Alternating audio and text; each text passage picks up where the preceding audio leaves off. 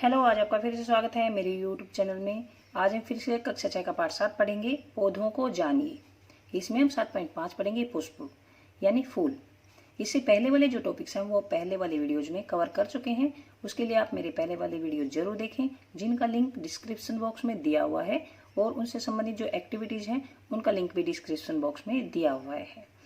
और वीडियो देखने से पहले सब्सक्राइब जरूर करें, ताकि आपको और जो अन्य लेसन्स हैं उनके वीडियोज भी आपको इजीली मिल सके। चलिए शुरू करते हैं। पुष्प, पुष्प जैसे फूल, फूल को पुष्प बोलते हैं। आपने कई तरह के फूल देखे होंगे और कई कलर्स के फूल देखे होंगे।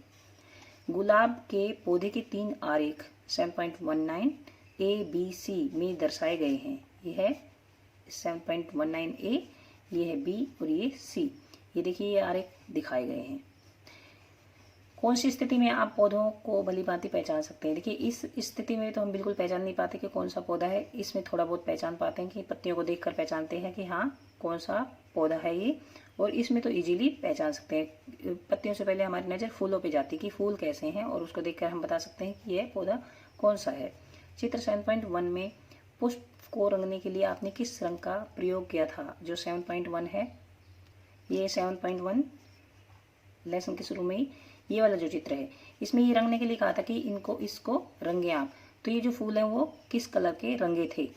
तो आपने जरूर लाल, पीला, नीला या फिर गुलाबी या कोई चटकीला रंग है उससे आपने फूल रंगे होंगे। क्या सभी पुष्प रंग बिरंगे होते हैं? क्या आपने घास, गेहूं, मक्का, आम अथवा अमरूद के पुष्प भी देखे हैं? हाँ, जरूर देखे होंगे ये। क्या ये चटकीले हैं? आइए कुछ पुष्पों का अध्ययन करें। हम कुछ फूलों के बारे में पढ़ेंगे। इससे पहले ही पढ़ते हैं। अध्ययन के लिए पुष्पों का चयन करते समय गेंदा, सूरजमुखी, गुलदाउदी न लें, क्योंकि यह एक पुष्प नहीं है वरन पुष्पों का गुच्छा है। इसको आप ध्यान से पढ़ेंगे कि कौन सा?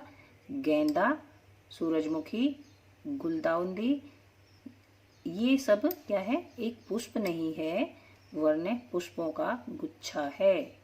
मतलब ये कई फूलों का एक गुच्छा क्या है? गेंदा, सूरजमुखी और गुलदाउदी। मतलब इसी को सूरजमुखी या गुलदाउदी, ये 3 हैं, आप याद रखेंगे। ये फूलों का एक गुच्छा है। ये 1 नंबर के क्वेश्चंस में भी आ सकता है। इसके बाद है क्रियाकलाप 10, आवश्यक सामग्री। इसके लिए हम एक क्रियाकलाप करेंगे। आवश्यक सामग्री लेंगे, एक पुष्प कलिका लेंगे और निम्न में से किसी पौधे के 2 फूल लेंगे। धतूरा, गुड़हल, गुलाब, सरसों, बैंगन, भिंडी, गुलमोहर, इनमें से 2 फूल लेंगे हम। एक ब्लेड लेंगे, स्लाइड लेंगे और कागज लेंगे और आवर्धक लेंस लेंगे। आवर्धक लेंस क्या होता है? जो किसी भी वस्तु को बड़ा करके दिखाए, आवर्धक लेंस होता है। जल लेंगे। धतूरा, गुड़हल, गुलाब, सरसों, बैंगन, भिंडी, गुलमोहर, एक ब्लेड, स्लाइड अथवा कागज, या फिर आवर्धक लेंस लेंगे या जल लेंगे। इनमें से कोई भी 2 फूल ले लेंगे और ये ले लेंगे। 7.20 का ध्यानपूर्वक अवलोकन करें। देखिए, इसको ध्यान से देखें। खिले हुए पुष्प का प्रमुख भाग कौन सा है? खिले हुए फूल का मेन भाग कौन सा? मतलब जब हम फूल को देखते हैं तो सबसे पहले कौन से हिस्से पर नजर जाती है? ये जो पंखुड़ियां हैं, इनको देख के हम बड़े खुश होते हैं। ये बड़ी सुंदर लगती हैं और कई कलर्स की होती हैं। देखिए, तो मेन भाग क्या हुआ? पंखुड़ियां। यह पुष्प की पंखुड़ियां हैं, जो कि इसका मुख्य भाग है। विभिन्न पुष्पों की पंखुड़ियां अलग अलग रंगों की होती हैं। हमने अलग अलग रंग के फूल देखे हैं और अलग अलग रंग की पंखुड़ियां होती हैं। आपके विचार में कलिका में यह पंखुड़ियां कहाँ बंद थी? देखिए, ये कलिका है ये, तो इसमें ये पंखुड़ियां कहाँ बंद थी? ये कलिका है। इसमें ये जो है, ये हरी हरी जो दिख रही हैं, ये पत्तियों जैसी सी दिख रही हैं, इनके अंदर ये पंखुड़ियां बंद हैं। किसमें? कलिका में। इसमें कली का प्रमुख भाग कौन सा है? कली का प्रमुख भाग, अब ये कली है, इसका प्रमुख भाग क्या दिख रहा है? इसका प्रमुख भाग तो हमें ये दिख रहा है, क्योंकि कली, ये जो पंखुड़ियां ये दिखाई नहीं देती, इससे पहले हम ये देखते हैं, ये वाले। तो कली का प्रमुख भाग क्या हुआ? बाह्य दल। इसको बाह्य दल बोलते हैं। पंखुड़ियों को ये कवर करके रखती हैं जब ये पंखुड़ियां छोटी छोटी होती हैं, तो ये बाह्य दल होता है। ये पंखुड़ी के जैसे दिखता है, ये इन्हें बाह्य दल कहते हैं। आपने ध्यान दिया है कि यह भाग छोटी पत्ती की भांति दिखाई देता है। इन्हें बाह्य दल कहते हैं। बाह्य दल मतलब जो दल बाहर रहता है उसे बाह्य दल बोलते हैं। ये बाहर है, इनके पंखुड़ी के बाहर। पुष्प के बाह्य दल एवं पंखुड़ियों की भली भांति अवलोकन कीजिए। बाह्य दल और पंखुड़ियों का अवलोकन कीजिए, ध्यान से देखिए तथा निम्न प्रश्नों के उत्तर दीजिए। इसमें कितने बाह्य दल हैं? एक फूल में कितने बाह्य दल हैं? देखिए ये है, इसमें कितने बाह्य दल हो गए? 1 2 3 4 5, 5 ये पंखुड़ियां ऐसी होगी। ये जो बाहर हैं, क्या ये आपस में जुड़े हुए हैं? नहीं, इसमें आपस में जुड़े हुए नहीं हैं। अब तीसरा है बाह्य दल एवं पंखुड़ियां किन रंगों की है? बाह्य दल जो ये पिंक कलर की है। आपके फूल में पंखुड़ियों की संख्या कितनी है? ये फूल है। अब ये फूल तो इसमें दिखा रखा है, लेकिन जो हम फूल लेंगे उसमें पंखुड़ियों की संख्या गिनेंगे कितनी है। ये मान लेते हैं हम 12 मान लेते हैं। क्या वे एक दूसरे से जुड़ी हुई हैं या स्वतंत्र है? पंखुड़ियां भी अलग अलग हैं। क्या जुड़े हुए बाह्य दल वाले पुष्प की पंखुड़ियां अलग अलग हैं या संयुक्त हैं? देखिए अगर हम इसमें से गुड़हल का फूल लेते या फिर धतूरे का फूल लेते तो गुड़हल की देखिए हम पंखुड़ियां अलग है, धतूरे की पंखुड़ियां कुछ अलग होती हैं, वो जुड़ी हुई होती हैं। इसमें देखिए अलग अलग हैं पंखुड़ियां, उसमें जुड़ी हुई होती हैं धतूरे के फूल में। देखिए अपनी कक्षा में अभी देखिए जुड़ी और ये अलग, ये जो पंखुड़ियां होती है आपने देखे तो होंगे लेकिन ध्यान नहीं दिया होगा। ये पंखुड़ियां अलग अलग हैं और कुछ फूलों में पंखुड़ियां आपस में जुड़ी हुई होती हैं, ऐसे अलग अलग नहीं होती हैं। आगे आएगा फूल, जैसे देखिए ये घंटाकार पुष्प है। इसमें देखिए ये पंखुड़ियां आपस में जुड़ी हुई है, ये ऐसे अलग अलग नहीं है। अपनी कक्षा के सभी विद्यार्थियों द्वारा विभिन्न पुष्पों के अध्ययन संबंधी परीक्षण सारणी 7.3 में लिखिए। इसमें लिखना है हमें पौधे का नाम जो हमने पौधा लिया है, बाह्य दलों की संख्या एवं रंग। बाह्य दल जो होते हैं उसका रंग लिखना है यहाँ पर और उनकी संख्या लिखनी है। जैसे ये बाह्य दल है, इसमें देखिए एक ये हो गया, ये वाला, दूसरा, तीसरा, चौथा, ये 5, जैसे बाह्य दल हो गए। उसके बाद है पंखुड़ियों के रंग एवं उनकी संख्या यहाँ पर लिखनी है। बाह्य दल जुड़े हुए हैं या अलग है वो यहाँ लिखना है। पंखुड़ियाँ जुड़ी हुई है या अलग है वो यहाँ लिखनी है। पुंकेसर स्वतंत्र पंखुड़ी से जुड़े हुए हैं ये यहाँ लिखने हैं। स्त्री केसर उपस्थिति या अनुपस्थिति हम बाद में पढ़ेंगे, वो भी यहाँ पर लिखनी है।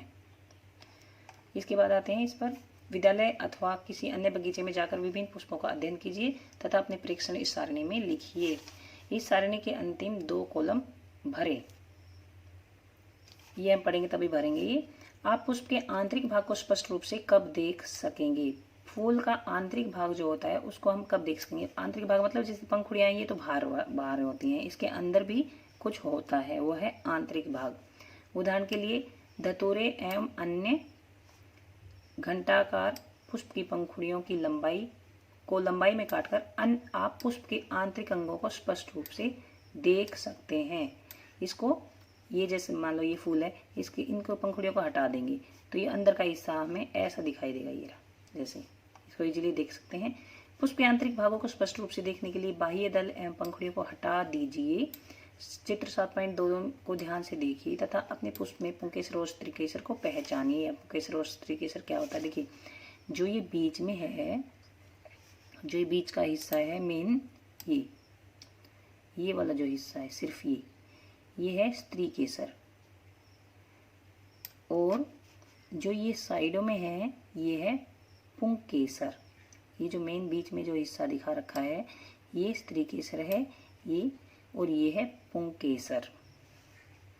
उसके बाद है विविध प्रकार के, इसमें विभिन्न पुष्पों में पाए जाने वाले विविध प्रकार के पुंकेसर दिखाए गए हैं।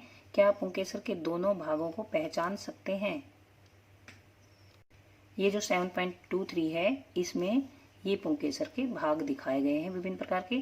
क्या इनके भागों को पहचान सकते हैं? देखिए ये जो नीचे का हिस्सा है, नीचे वाला जो हिस्सा, ये जो हिस्सा है ये है, इसको क्या बोलेंगे? तंतु बोलेंगे। ये ऊपर का हिस्सा जो है ये, इसको क्या बोलेंगे? परागकोश। तो ये पुंकेसर है। पुंकेसर देखिए ये है, ये इधर येलो से ये दिख रहे हैं, ये पुंकेसर है। ये जो बीच में है ये स्त्री केसर है। जब आप इन पुंकेसर को हटा देंगे तो एक बड़ा सा मोटा सा डंठल सा बचेगा बीच में, ये स्त्री केसर है। और जो ये ऊपर के हैं ये है परागकोश। देखिए ये पुंकेसर के जो ऊपर है ये परागकोश है। क्या आप पुंकेसर के दोनों भागों को पहचान सकते हैं? हाँ, दोनों भागों को हम पहचान सकते हैं। ये तंतु है और ये परागकोश है। अपने पुष्प में पुंकेसरों की संख्या ज्ञात कीजिए। हमारे फूल में कितने पुंकेसर हैं? एक पुंकेसर का चित्र बनाकर उसे नामांकित कीजिए। मतलब एक पुंकेसर का हमें चित्र बनाना है और इसे नामांकित कीजिए। ये परागकोश लिखना है, ये तंतु लिखना है। पुष्प के केंद्र में स्थित भाग को स्त्री केसर कहते हैं। ये बीच में होता है, केंद्र में होता है, इसे स्त्री केसर कहते हैं। यदि आप इसे पूरी तरह से नहीं देख पा रहे तो पुंकेसर हटा दीजिए, तब आपको इजीली ये दिख जाएगा। चित्र 7.24 की सहायता से स्त्री केसर के भागों को पहचानिए। ये बहुत ही इंपॉर्टेंट टॉपिक चल रहा है, तो आप ध्यान से पढ़ेंगे, ये बड़ी क्लासों में भी आता है। अपने पुष्प के स्त्री केसर का स्वच्छ नामांकित चित्र बनाइए। देखिए ये है स्त्री केसर के भाग, ये स्त्री केसर के भाग हैं।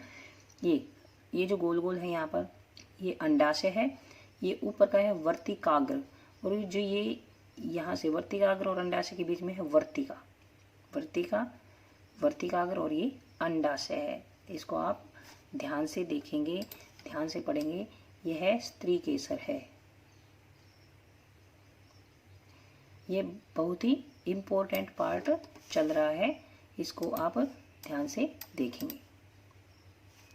चलिए अब हम करते हैं ये क्रियाकलाप 11 करेंगे। क्रियाकलाप 11 में आइए एक पुष्प के अंडाशय की संरचना का अध्ययन करें। अंडाशय जो है, कहाँ है अंडाशय? ये अंडाशय है। इसका हम अध्ययन करेंगे 7.24 में हमने देख लिया अंडाशय ये है। यह स्त्री केसर का सबसे निचला और फूला हुआ भाग है। सबसे निचला और फूला हुआ भाग स्त्री केसर का सबसे निचला और फूला भाग को क्या बोलते हैं? अंडाशय। इसकी आंतरिक संरचना के अध्ययन के लिए इसे काटना पड़ता है। इसके भी अंदर के हिस्से को हम देखेंगे तो इसे काटेंगे, ऐसे ब्लेड से हम ऐसे काटेंगे। यह जानने के लिए कि अंडाशय को किस प्रकार काटा जाए, चित्र 7.25A और B को ध्यान से देखिए। अंडाशय को एक स्लाइड या प्लेट के चित्र 7.25 के अनुसार रखकर उसे दो प्रकार से काट सकते हैं। देखिए एक तो हम ऐसे काट सकते हैं और एक हम टेढ़ा काटेंगे, इस ब्लेड को ऐसे टेढ़ा करके, ताकि हमें ये वाला हिस्सा इजीली दिख सके। अंडाशय का कर्तन अनुदैर्घ्य काट और अनुप्रस्थ काट है। ये देखिए ये एक तो ऐसे काट दिया है, ये अनुदैर्घ्य काट है और ये अनुप्रस्थ हो गई है। इसके बाद देखिए ये दो तरह से हमने काट दिया है। ये लंबाई में काट, मतलब ऊपर से, ये बाहर से इसका छिलका से जैसे हटाते हैं हम उस टाइप से काट देंगे। और ये हम जैसे ये है और इसको बीच में से, जैसे मान लो ये है, इसको ऐसे सीधा सा काट दिया है। अंडाशय के काट को सूखने से बचाने के लिए प्रत्येक काट पर जल की बूंद रखिए। इस पर ये सूख ना जाए इसलिए इस पर जल की बूंदे रखेंगे। ये जो हमें दिख रहे हैं ये छोटे छोटे बीज से, इनको बीजांड बोलते हैं।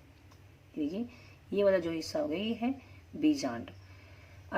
अंडाशय की काट को सूखने से बचाने के लिए बूंद रखेंगे। आवर्धक लेंस की सहायता से अंडाशय की आंतरिक संरचना का अध्ययन कीजिए। क्या आपको अंडाशय में छोटी छोटी गोल संरचनाएं दिखाई दे रही हैं?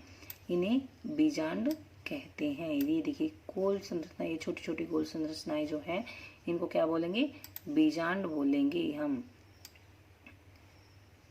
ये जो दिख रहा है इसमें अंडाशय के आंतरिक भागों को अपनी नोटबुक में चित्र बनाई। जो अंडाशय के आंतरिक भाग हैं इनकी नोटबुक में चित्र बनाना है, इसका चित्र बनाना है। इसमें ये ऐसे दिख रहे हैं, ये देखिए इसमें भी दिख रहे हैं, इसमें भी ये सामने से दिख रहे हैं। कुछ और पुष्पों का अध्ययन करने के लिए अपने अध्यापक के साथ विद्यालय या किसी पार्क के बगीचे में जाइए और अधिक से अधिक फूलों का अध्ययन कीजिए। पुष्प के नाम जानने के लिए आप माली की सहायता ले सकते हैं। ध्यान रहे कि आवश्यकता से अधिक पुष्प न तोड़ें। नोटबुक में जो कुछ आपने सारणी 7.3 में देखा है उसके आधार पर निम्न प्रश्नों के उत्तर दीजिए। 7.3 जो सारणी है वो कौन सी है? ये वाली है।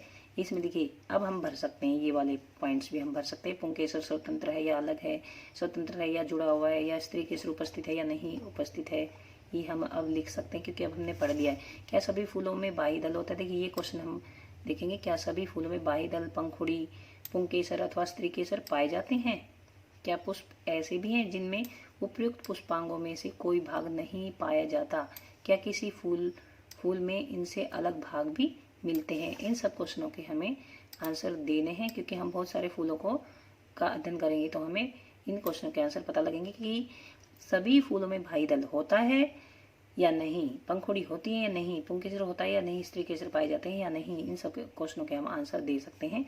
क्या आपने ऐसे पुष्प भी देखे हैं जिनमें बाह्य दल और पंखुड़ी समान दिखते हैं? क्या ऐसे फूल देखे आपने? क्या कोई पुष्प ऐसा भी जिसमें बाह्य दलों की संख्या और पंखुड़ियों की संख्या असमान होती है? हाँ, ऐसे फूल भी होते हैं। क्या आप इस बात से सहमत है कि सभी पुष्पों की संरचना सदैव एक जैसी नहीं होती? हमने पढ़ लिया है कि सभी फूल एक जैसे नहीं दिखते हैं, नहीं होते हैं। विभिन्न पुष्पों के बाह्य दल, पंखुड़ी, पुंकेसर एवं स्त्री केसर की संख्या में अंतर हो सकता है। मतलब किसी के फूल ज़्यादा हो सकते हैं, किसी फूल की पंखुड़ियाँ ज़्यादा हो सकती है, किसी कम हो सकती हैं, किसी के बाह्य दल ज़्यादा हो सकते हैं, किसी के कम हो सकते हैं, और किसी के जो पुंकेसर हैं उनमें अंतर हो सकता है, स्त्री केसर की संख्या में भी अंतर हो सकता है। कुछ पुष्पों में इनमें से भी कुछ भाग अनुपस्थित हो सकते हैं, इनमें से भी कुछ भाग किसी फूल में नहीं पाए जा सकते। आपने पत्ती एवं तना, जड़ के लक्षण एवं कुछ कार्यों के विषय में पढ़ा।